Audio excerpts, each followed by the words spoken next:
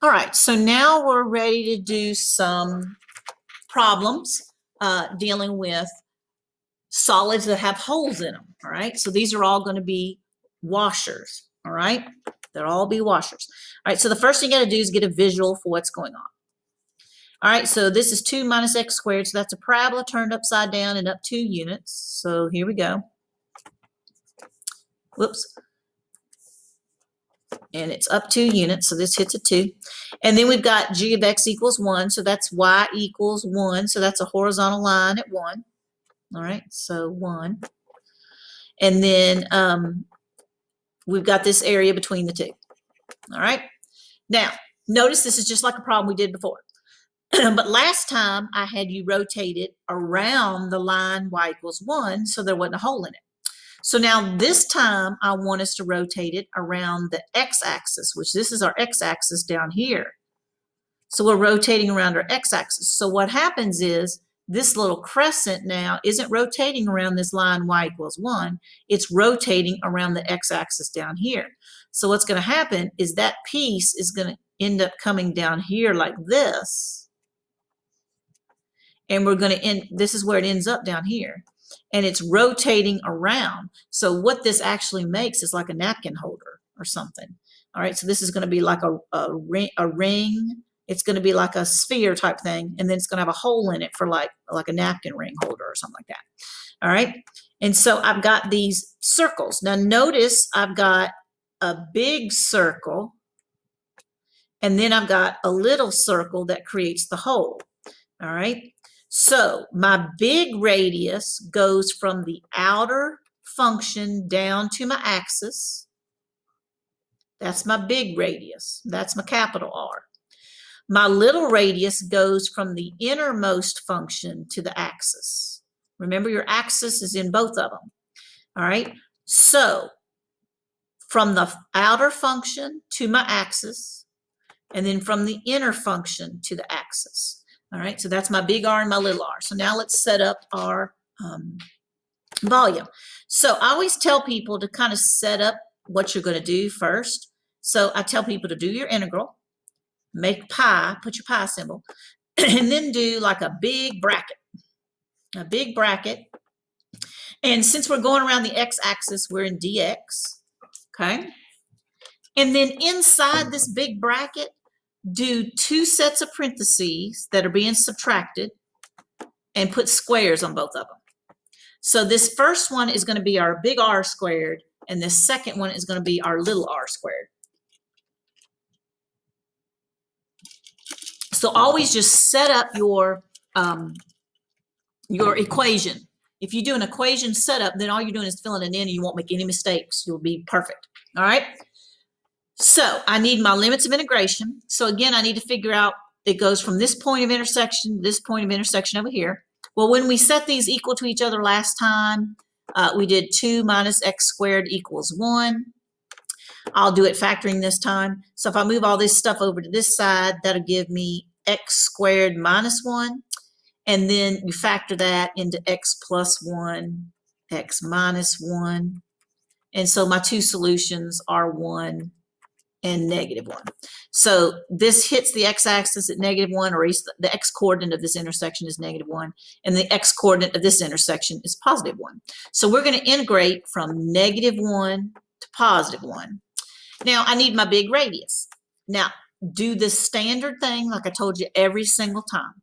You're going to do top minus bottom every single time. All right, unless we're sideways, then we do right minus left. All right, so it's either top minus bottom or right minus left. One of those things will be your axis. So it's either going to be your axis minus a function, or it's going to be a function minus your axis. Okay, now our axis is the x-axis, so that's when y equals 0. So we're either going to have 0 minus something, or we're going to have something minus 0. And I still like you to put the 0 in there just to remain consistent every time, because your axis is always in your R. All right, so our big R, top curve minus bottom curve. So our top curve is this parabola. So the parabola is the 2 minus x squared. And then our bottom curve is our axis of rotation, which is the x-axis, so -0. Then our little r is what's making the hole in the center. So our little r is the closer curve, which is the y equals 1. So 1 minus my axis, which is the x-axis, y equals 0. So 1 minus 0. So I did outer function minus the axis, inner function minus the axis. Okay? So now, if I clean this up a little bit, -1 to 1 pi, this ends up being pretty simple in here inside my brackets here. This is really just 2 minus x squared squared. So 2 minus x squared squared minus a 1 squared, which is minus 1. All right. And so then you can multiply this out if we're doing it longhand. Okay, multiply it out. So we're going to have -1 to 1 pi. So let me multiply this out. 2 minus x squared squared is going to be 4 minus 4x squared plus x to the 4th. I'm just multiplying that out. That's all I'm doing.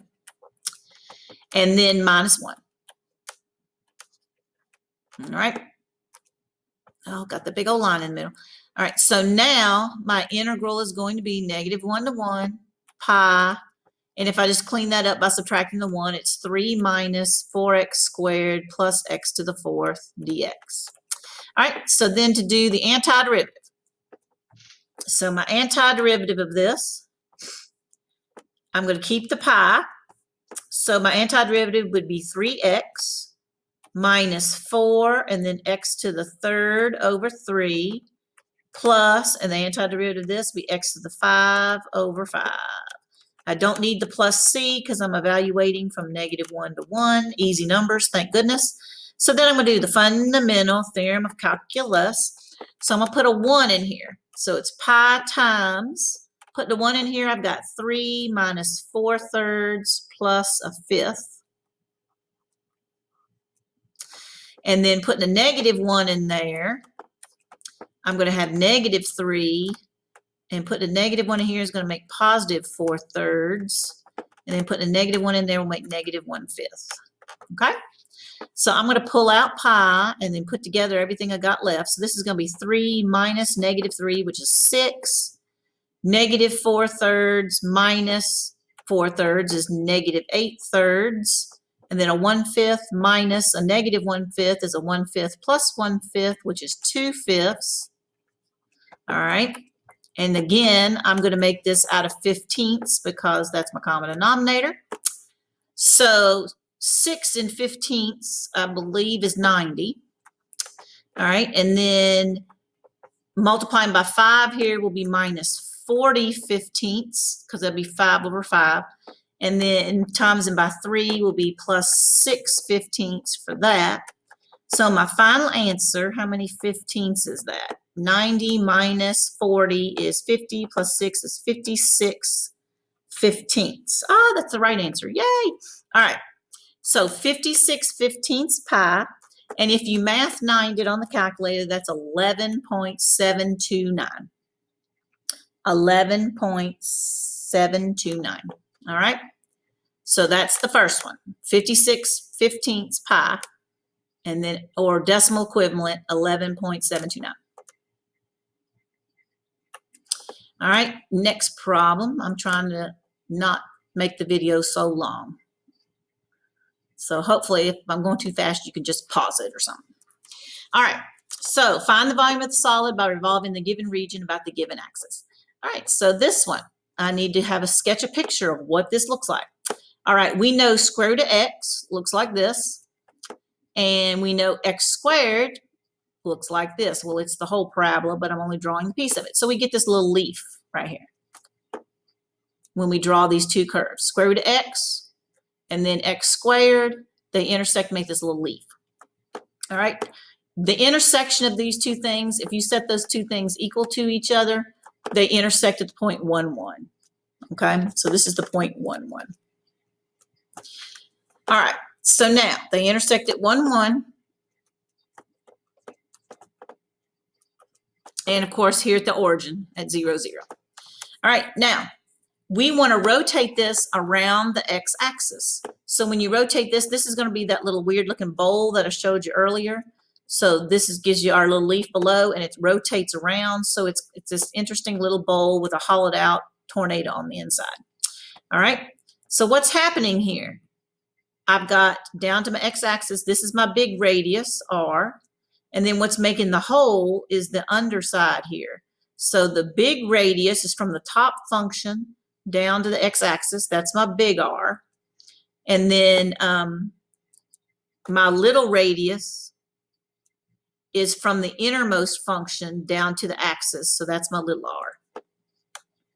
All right, so hopefully you can see you got your big circle here, so that big radius, and then you got your little circle creating the hole on the inside, so that's your little radius. All right, so our volume, do your setup. You got your integral pi, do a big bracket, dx, and then inside the big bracket, do parentheses squared minus parentheses squared. All right, that's the way we should keep it. All right, so now inside your parentheses for your radii, we need the big radius. So the big radius is going to be the outermost function, the top one, minus my axis. So that's going to be the square root of x minus the x-axis, which is 0. And then my inside function making the whole is the lower function here, which is the x squared function, the parabola, minus the axis. My limits of integration are 0 to 1.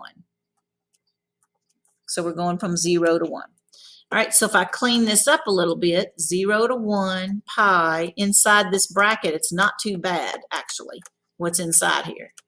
Because the square root of x minus 0 is square root of x. And then if you take the square root of x and square it, you just get x. All right, and then minus, over here, x squared minus 0 is x squared. X squared squared is x to the 4th. So this ends up being a pretty easy problem to integrate and do by hand. All right, so my antiderivative, keep the pi. The antiderivative of x would be x squared over 2 minus the antiderivative of x to the 4th is x to the 5th over 5. You don't need your plus c because you're evaluating from 0 to 1. And now you do your fundamental theorem of calculus. All right, we're going to put a 1 in first. All right, so I've got pi times something. So putting a 1 in here is going to be 1/2 minus a 1/5. Then you put a 0 in here. All right. Well, the lucky thing is putting 0 in here makes all that 0, so that's gone. So my answer is pi times the quantity 1/2 minus 1/5. So let's just change this to tenths. And so 1/2 would be 5/10 minus a 1/5 would be 2/10. So our answer is going to be 3/10 pi. That's our answer, 3/10 pi. And that in decimal form is 0.942. So the volume of that shape is 0.942 or 3 pi over 10. All right. So again, if you put these in the calculator, math 9 it, you're going to get 0.942 rounded to 3 decimal places. Notice that one wasn't that bad. Okay. All right. Number 3. Find the volume of the solid rotating around y equals 4. So I'm going to take the exact same picture we just did. I just wanted to change it up on you. All right, I've got the parabola turned upside down up 2 units. So we did this one earlier. So that's that one. All right, and it's g of x equals 1. So through here, so I'm doing this little crescent moon. All right, now we did this one in problem 1. We rotated around the x-axis down here. Well, this time I want us to rotate it around the line y equals 4. All right, so y equals 4. See, here's 2. So y equals 4 is going to be way up here.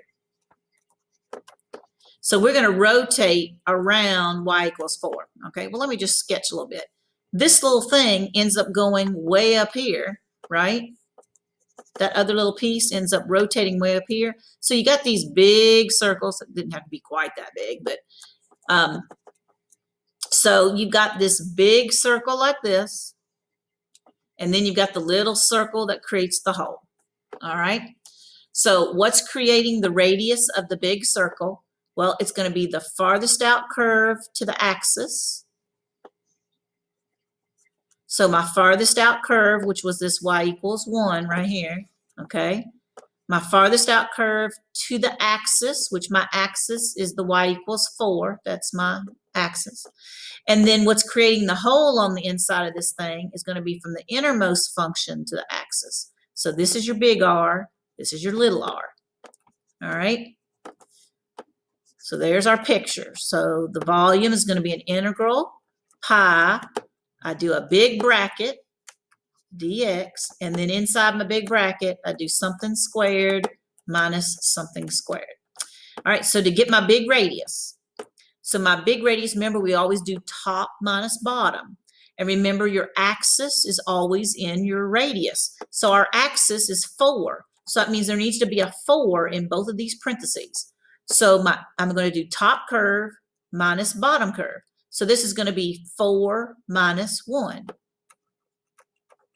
All right.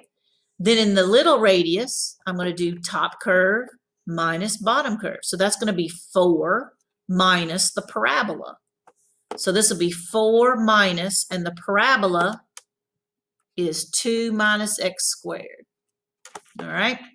So there's my integral. There's my answer. And I'm going to be evaluating, again, remember, I believe this was from -1 to 1, right? Wasn't it? Yeah.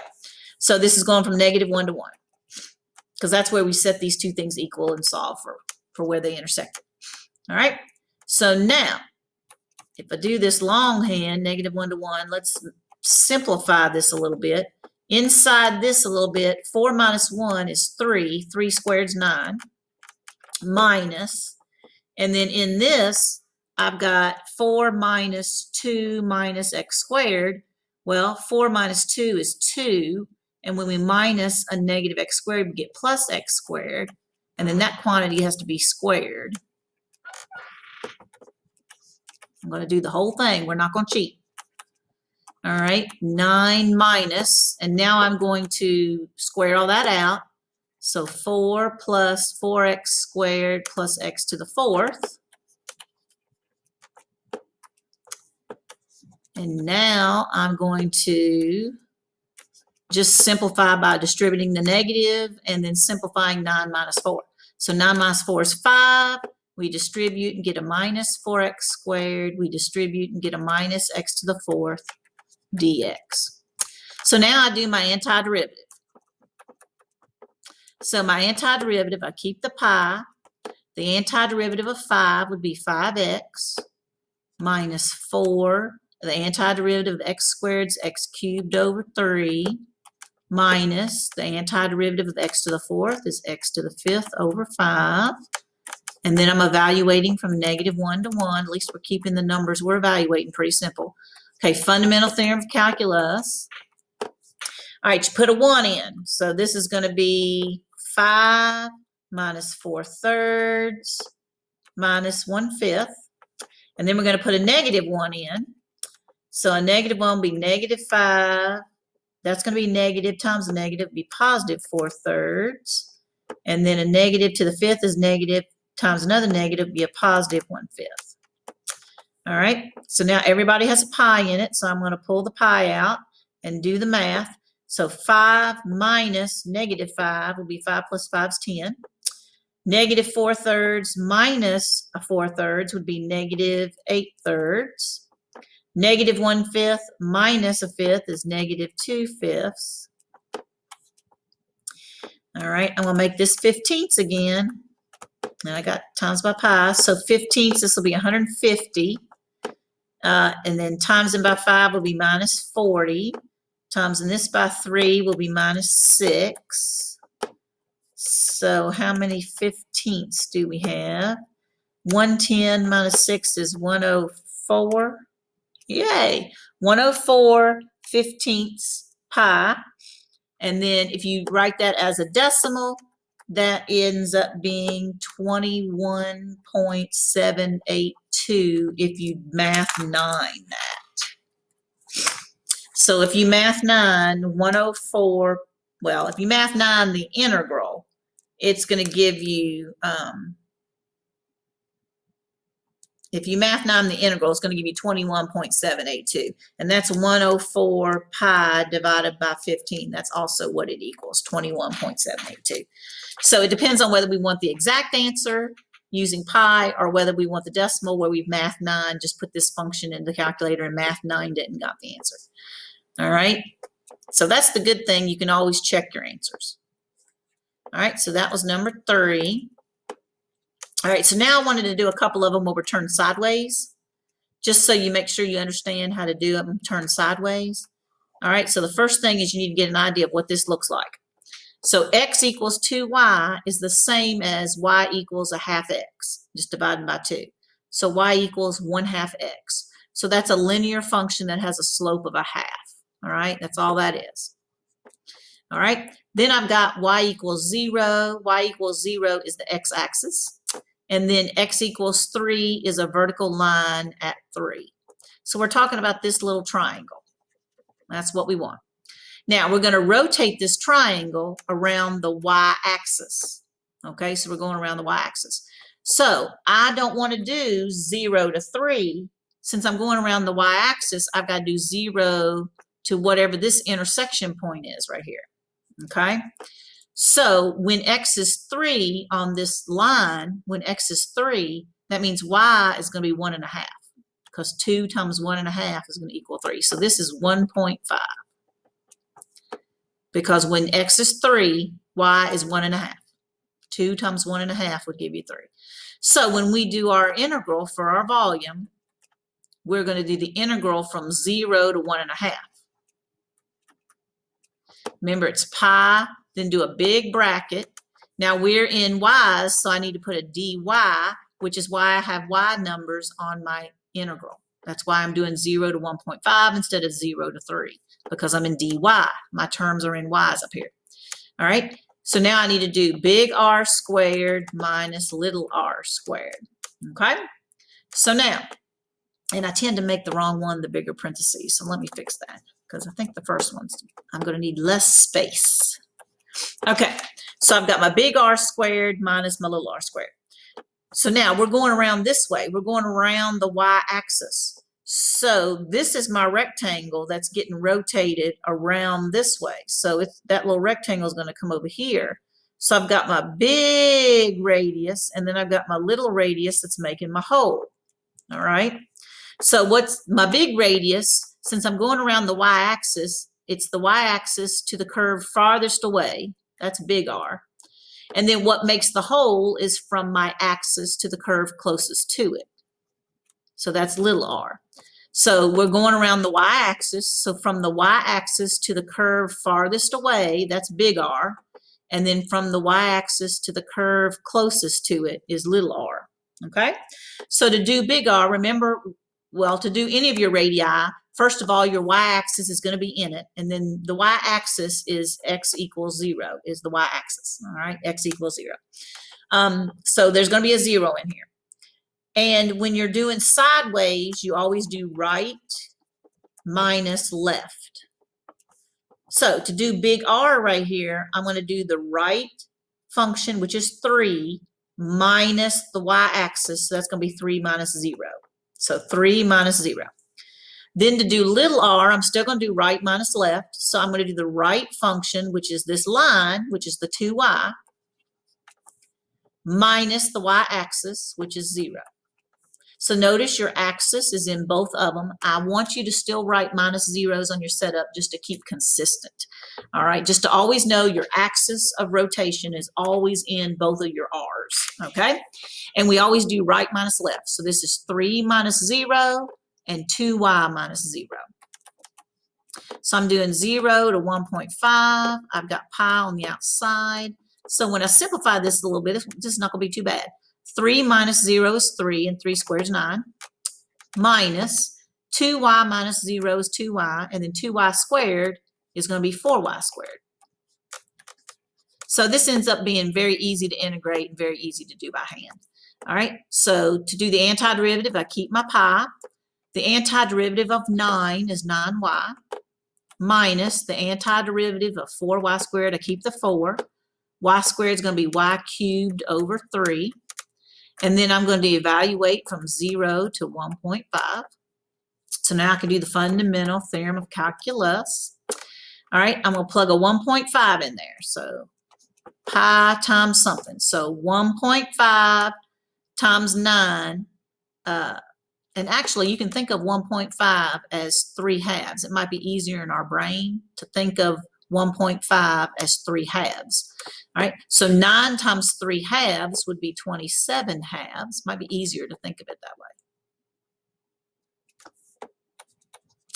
All right, so 9 times 3/2 would be 27/2 minus, and then I'm going to put 3/2 in here. So 3/2 cubed is going to be 27/8. So 27, just keep my visual, 27/8 times 4, all right, is going to give me, this cancels, that'll be 27/2. And then when you divide by 3, that'll be 9/2 because you're dividing by 3, so that'll be 9/2. So I cubed 3/2 and got 27/8. Then I multiplied by 4, so 27/8 times by 4 is going to be 27/2. And then I divided by 3. So if you divide this by 3, you're dividing 27 by 3, so it'll be 9/2. And that was my answer. Okay, then I'm going to put 0 in. So pi times, the nice thing about putting 0 in is both of those are 0. Yay, so that's gone. All right, so my answer, oh, not too bad, because I've just got 27/2 minus 9/2. Woohoo, that wasn't too bad. So that's 18/2, which is 9. So the answer is 9 pi. Woot woot. And that's the correct answer. And as a decimal, that is 28.274. 28.274 if you math 9 that. All right, I think I got 6 problems this time that I was doing, because you need plenty of visuals for this and practice for this. All right, find the volume of the solid by revolving this around. Okay, so this is the same problem. I wanted to do the exact same one, just rotate it about something different. All right, so again, it's this line x equals 2y, which is actually y equals 1/2 x. So it's a line with a slope of 1/2. And then you still got your y equals 0, which is your x-axis, still got the x equals 3. So it's still this same triangle. But instead of going around the y-axis, this time I want you to go around, because this is 3, I want you to go around x equals 5. So I want us to rotate around this line here, x equals 5. So we're rotating around this. All right, so when that happens, this little triangle is going to come over to this side, right, like this, and it's going to make these circles. So it's going to look like a cone with a hole through it, and the top of it chopped off. All right, so what's my big radius? My big radius is always going to be the furthest function to the axis. So here's my axis I'm rotating around. My function that was furthest away was this line right here. All right, so from the axis to the one furthest away, that's my big R. And then my little radius, making this little circle here, is from the axis to the function closest to it. So that's little r. Okay? Let me do that again. I'm going to get rid of that big squatch. There we go. So from here to the one closest to it. So my big radius is from my axis that I'm going around, which I'm going around x equals 5. So from my axis to my curve over here, which is farthest away from my axis, that makes my big radius. So for my big circles, that's my big radius. And then the one that's making the hole through the center is from the axis to the function that's closest to it, which is this one here, the x equals 3 is closest. So the x equals 2y was farthest away, and the x equals 3 is closest. So now when I do my volume, I'm doing an integral pi. Remember, set up your brackets. We're going sideways again, so we're dy. All right, and we're doing the same thing we did before. This is going from 0 up to this intersection point, which was 1.5. So 0 to 1.5. And I need big R squared minus little r squared. Minus little r squared. All right, so big R is this here, distance. And remember, sideways, you do right minus left.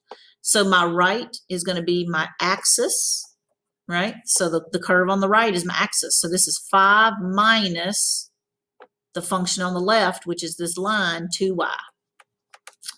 And then what's making my whole, function on the right minus the function on the left would be 5 minus 3. Function on the right minus the function on the left. 5 minus 3 is making the whole. That's the radius of this circle, the line 5 minus the 3. Okay? All right, so let's try to clean this up and see if this is easy to do. All right, so I need to square this little binomial. So that's 25 minus 10, so minus 20y. And then square this will be plus 4y squared. All I'm doing is squaring the binomial. That's all I'm doing. And then minus, this ends up being 5 minus 3 is 2. 2 squared is 4. So not too bad. All right. So my integral for my volume is actually 0 to 1.5 pi. Let's go ahead and subtract the 4 from 25, makes 21 minus 20y plus 4y squared dy. All right, antiderivative. So my antiderivative, keep my pi. The antiderivative of 21 is 21y minus 20, and then y's antiderivative is y squared over 2 plus 4. The antiderivative of y squared is y cubed over 3. And I don't need my plus c because I'm evaluating from 0 to 1.5. Or think of that as 3 halves. It might be easier again to do that as 3 halves. So now we do our fundamental theorem of calculus. All right, so what have I got? I'm going to put 3 halves in here. So that'll be times 3 would be 63 halves. All right, then I put 3 halves in here. 3 halves squared is going to be 9/4. 9/4, this ends up being 10. So 9/4 times 10 is going to be a minus 90/4. So I did 3 halves squared, which is 9/4. This is 10. So 9/4 times 10 is 90/4. And I can reduce that by 2 to make it a little easier. So these will be the same. All right, so then 3 halves here cubed is going to be 27/8. So again, 27/8 times by 4. If you times that by 4, makes 27 halves. And then divide that by 3 makes 27. Well, dividing it by 3 makes 9 halves. All right, and then we subtract, putting 0 in there. So of course, the lovely thing about putting 0 in here, all those are 0. Yay, gone. So I'm going to change this here. So this is going to be 63 halves minus, if I divide this by 2, this will be 45 halves, just reducing by 2, plus 9 halves. So what will we get here? Halves. 63 minus 45 is what? 18. 63 minus 45, I believe, is 18. Yep. And then we add 9, we get 27. So that's 27 halves, which is the right answer. So 27 halves pi. And that as a decimal, I act like I'm so surprised that we're getting the right answer. 42.412. So if you math 9 it, or if you type 27 times pi divided by 2 in your calculator, you're going to get 42.412. Okay?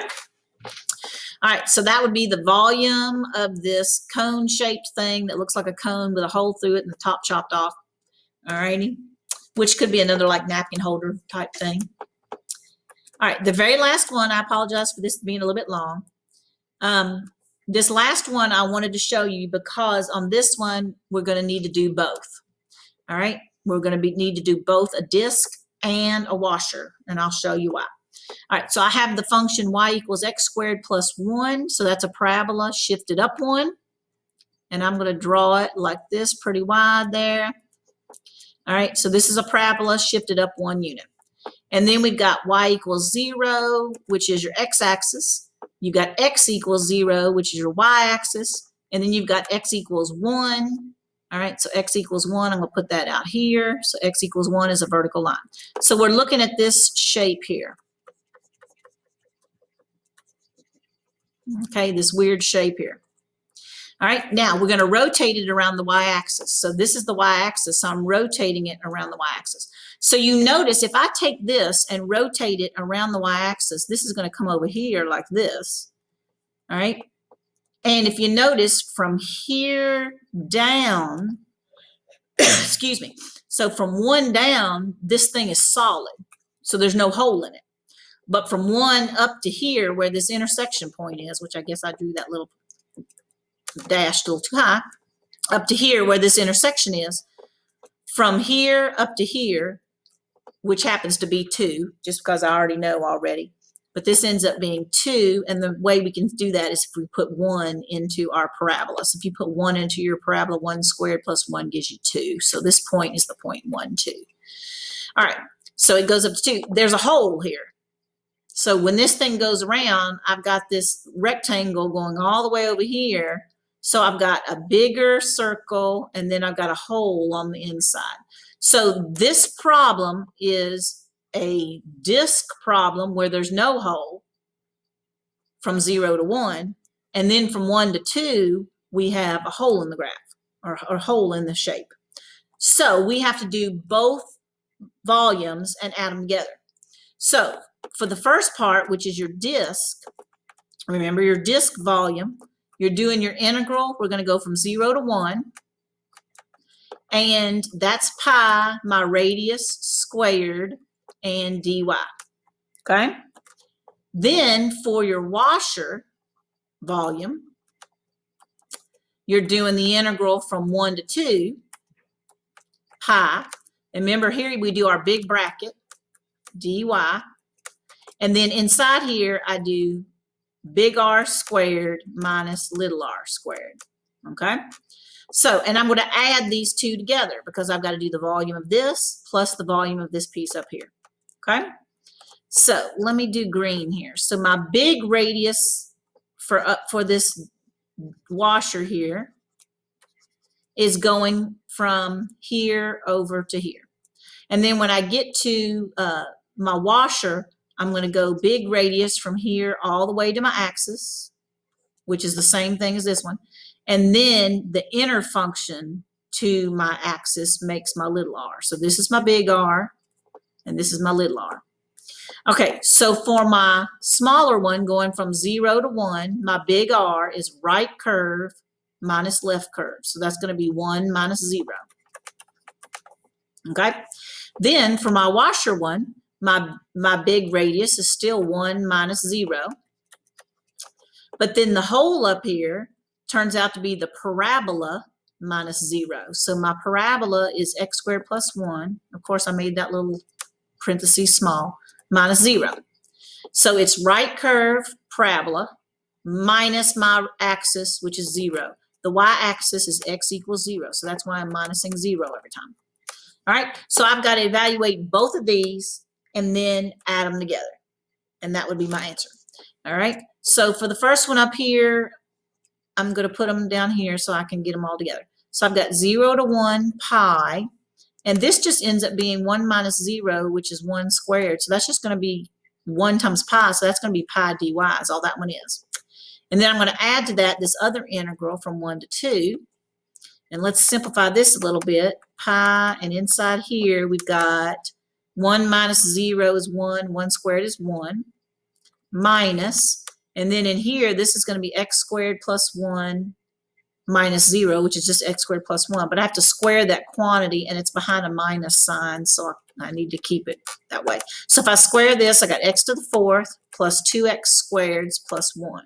So I just squared that quantity. All right, and so him simplified a little bit, then it's going to be 1 minus 1, so they're going to cancel, and you're going to be left with negative x to the 4th minus 2x squared, or y, excuse me. Ooh, oh, golly, gee, Willis, oh, slow down, slow up, whoa, slow up. I got to fix something. I just realized something. I got x's and y's together. Ooh, that's a no-no. I just realized. Got x's and y's together. Ooh, bad news. So slow up just a second. I hope some of y'all were thinking that, because then that tells me you're really paying attention. All right. So when I did this problem, I put my parabola in there and I put x squared plus 1, but we're in y's. So I have to go back to this equation over here and convert this into y's. So y equals x squared plus 1. I have to solve for x. So I have to move this 1 over here. So y minus 1 equals x squared.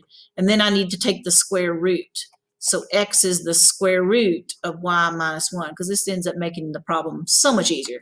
So x is equal to square root of y minus 1. So in this problem, I need to have the square root of y minus 1 minus 0. All right, now we're in business. I apologize for that one. All right, and that's why I found out when I got further down here, I'm like, wait a minute, I got x's and y's together, and so I knew something went right. All right, so I need to be all in y's. So what I did was you solve this for x, and now I have a function in terms of y, the square root of y minus 1. So now that's the parabola minus 0. So the parabola minus 0. And so now when I square this, it's the square root of y minus 1 minus 0, which is just square root of y minus 1. When you square that, you just get y minus 1, which is going to make this so much easier. All right, so now 1 minus y minus 1 is going to make us 2 minus y, because your 1 minus negative 1. So that's going to make it 1 plus 1 makes it 2 minus y. All right, and we've already squared it, so that simply is done. Okay, so that makes it so much easier. All right, so let's work on doing this one over here first. So my antiderivative of pi is going to be pi times y. And we're going to evaluate that from 0 to 1. So now I do the fundamental theorem of calculus for this part. So I put a 1 in there, makes pi. Put 0 in there, makes 0. So that answers pi. And now I'm going to add that answer to doing that for this part. So for this one, my antiderivative, keep the pi. Antiderivative of 2 is 2y. Minus the antiderivative of y is y squared over 2. And then I'm evaluating this from 1 to 2. So now I can do the fundamental theorem of calculus for this part. All right, so I'm going to keep pi in there, and I'm going to put a 2 in there first. So when I put a 2 in here, it's going to be 4 minus, and putting a 2 in here, 2 squared is 4, divided by 2 is 2. Then I'm going to put a 1 in here. So pi, and then putting a 1 in here will be 2 minus, putting a 1 in here will be 1/2. All right, so what am I getting here? This is going to be 2 pi minus, and then here 2 minus 1/2 is 1.5, 3/2, so this will give me 3/2 pi. So we're 2 minus 3/2 pi plus a pi. That's what we got. So we've got 3 pi's minus 3/2 pi's, which is 3/2 pi's. Because 2 pi minus 1.5 pi is 1/2 pi, and then pi plus 1/2 pi is 1.5 pi. So the answer is 3 pi over 2. That's our answer. Let me check. Yep, that's right. All right, and the decimal for this is 4.712. So all I'm doing is adding these together. Pi plus 2 pi is 3 pi minus 1.5 pi is going to leave you 1.5 pi. So that's your answer. So that means the volume of this little shape rotating around the y-axis is 4.712, which is 3 pi over 2. Now, what made this one complicated was the fact that rotating it around the y-axis, it made a portion of it a disk, and then a portion of it was a washer. So you had to do both the disk method and the washer method and add the two results together. And since this was in y, don't forget, like I did, to change your functions to y, because sometimes they don't give them to you. This was given to you in terms of x's. Sometimes they'll do that to you. But you'll usually catch it like I did later on when you got variables mixed up, because you'll have dy in your problem, and then you'll have x's in here, and you're like, wait a minute. And then you'll go back and you'll fix it. So, I mean, it's easy to figure out, like I did, that we had our variables mixed up. All right.